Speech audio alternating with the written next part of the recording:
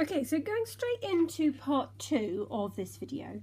So in case you're only watching the second part, in the first part I showed you how to make these beads. They are beads that we have customized the paper ourselves. We have coloured the paper, we have done exactly how we wanted, we've rolled the beads and we've made these beautiful beads. So these were the beads I made before, and these are the 2 beads that I made on the video. But what I'm going to show you in this video is a really quick way of glazing these beads, and it does give them a really nice hard surface, hard, durable, tough surface. And it's basically, it's using enamelling powder, it's using clear enamelling, clear pigment ink. This is an Ink It Up non-toxic clear embossing pad with Paper Mania clear embossing powder, and it's a really quick and easy method of glazing these beads. And what I want to do though is, and you may think, oh gosh, that sounds really easy, but what I want to do is I want to show you my quick little tips and techniques for doing it so that you don't end up with your bead stuck on one of these sticks, which is what I've done so many times. The only trouble with this is that if you have a lot of beads to do, it's really time consuming to do it with loads of beads. It's not my preferred method if I have done, let's say for instance, when I made the beads for either of these bracelets. So I've got both of these bracelets. Both of them I've made the beads for, and these are tiny little beads. So there's over 35 beads in each one. There's no way that I could have stood there or sat there and made and embossed all of these little beads. That would have just taken forever. So that's not my preferred method for doing, I say mass production, I hate using that word because it's me. So I don't mass produce anything, but you know, like making beads in any great quantity, that's not going to be. But for this, for just making a few small ones, a few little choice small ones, this is great. Anyway, so what you're going to need is you're going to need some cocktail sticks. The reason the cocktail sticks are good is because their diameter is smaller than the 3mm paper bead roller. So you can see it sits in there, it's not going to get stuck. If I was to use a skewer, which I could do, it's not going to go on properly because a skewer is the same width as a 3mm tool. These tools, in case you missed the first one, are available in my Etsy or my eBay store. It's a 3mm paper bead roller, handmade in England, so they're not mass produced. And that's the end of that little plug. Right, so what I want to show you is my little tip. Now you can see that my little pad is a little bit wonky now. That's fine.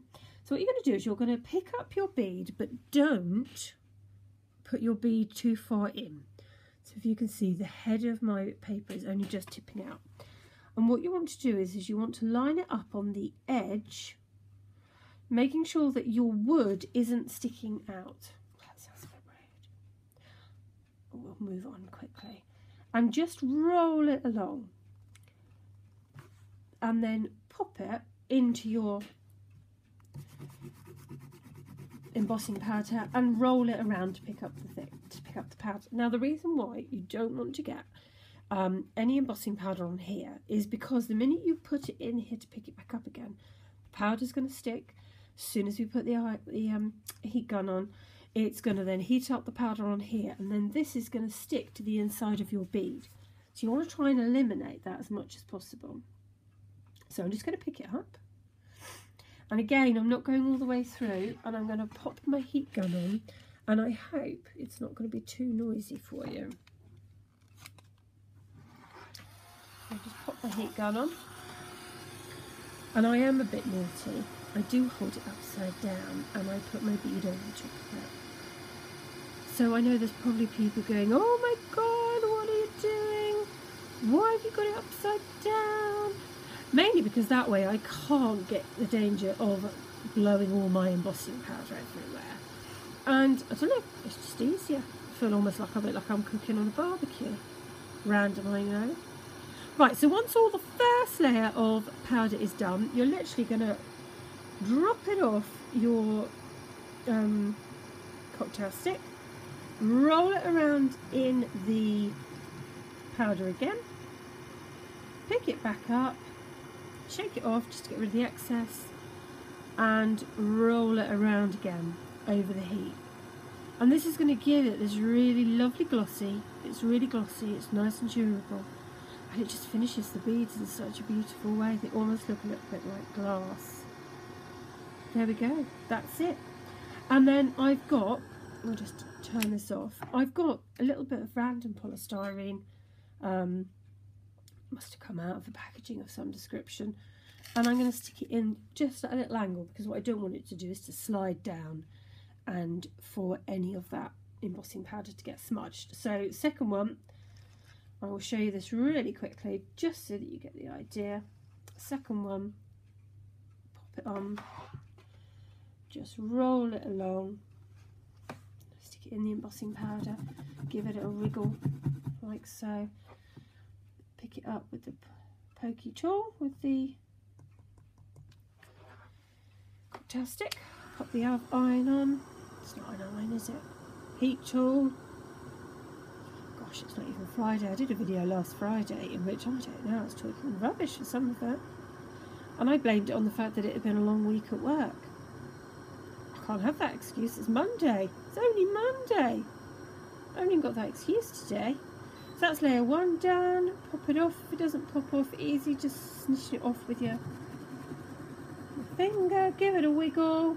Pick it back up.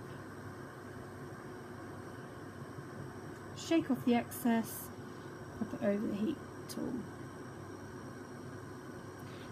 Roll it around. Get a nice even distribution. I know there's probably people going, oh, you're too close. Probably. Obviously do this in a well ventilated area, health and safety, don't leave the iron unattended, don't sneeze when you use the powder, don't let it go anywhere, don't let the kids do it, all of that sort of stuff, unsupervised. Put my lid back on, and that's it. Beads glazed. Put the iron heat gun somewhere to cool, and this first one should be fairly cool by now, and you can just pop it off. There we go, first bead nice and glazed, looking gorgeous. Now if you do end up in a situation where your stick has become stuck, heat it, don't despair, try not to pull it out, because you run the risk of the internal parts of the paper coming out as you're pulling it out, so stop. Heat it up again, and whilst it's still hot, stick another stick in the end, this end.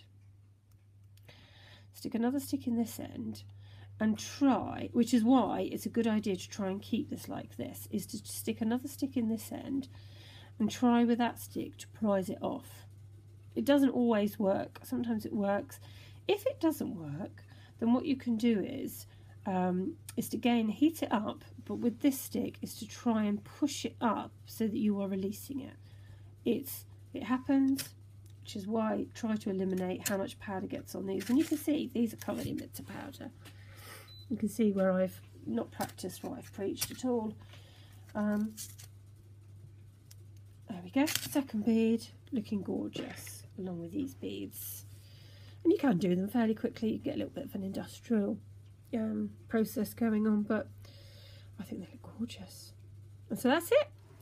Please like the video, please subscribe to the video. Loads more are coming up soon. I've got loads of ideas.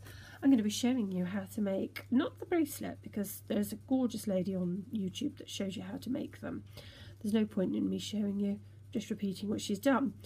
But I'm going to show you how to make these beads, these transitioning colour beads. And I will show you how to get the paper for that. It's a special technique again.